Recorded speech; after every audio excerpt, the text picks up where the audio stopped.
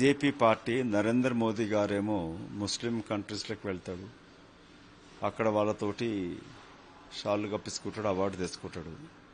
ఇక్కడికి వచ్చి ఇప్పుడు కాంగ్రెస్ పార్టీ దేశ జనాభాలో 16% ఉన్న ముస్లిం, క్రిస్టియన్స్, సిక్ అందరికీ కూడా అందరినీ సమానంగా చూస్తూ సబ్కా సాత్ సబ్కా వికాస్ అంటే మతపరంగా డివైడ్ చేసి చేయడం కాదు.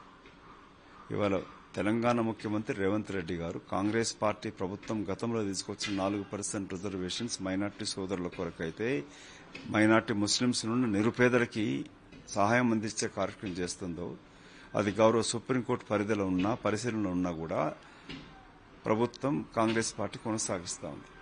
కాంగ్రెస్ పార్టీ అంటేనే అన్ని కుల మతాలను సమానంగా చూసే పార్టీ. దేశ స్వతంత్రం తీసుకురావడంలో, దేశాన్ని నిర్మించడంలో అన్ని వర్గాల యొక్క పాత్ర కీలకం. అందరినీ కలుపుకెళ్లినప్పుడే దేశ పురోగతి చెందుతుంది. అదే గుజరాత్లో నరేంద్ర మోదీ గారేమో అక్కడ ముస్లింస్ ని పిలుచుకొని పార్టీలు ఇస్తాడు, దావతులు చేసుకుంటాడు.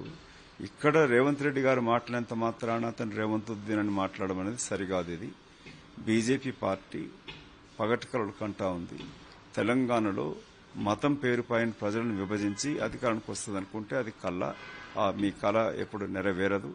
కాబట్టి పనిచేస్తున్న ప్రజల కొరకు, ప్రగతి కొరకు పనిచేస్తున్న తెలంగాణ ప్రభుత్వానికి బాధ్యత గల ప్రతిపక్ష పార్టీగా మద్దతిస్తూ పనిచేయాలి తప్ప మతపరంగా రెచ్చగొట్టి, భావోద్వేగాలను రెచ్చగొట్టి అధికారానికి రావాలనుకుంటే అది తెలంగాణలో సాధ్యం కాదనేది బీజేపీ తెలుసుకుంటే మంచిది.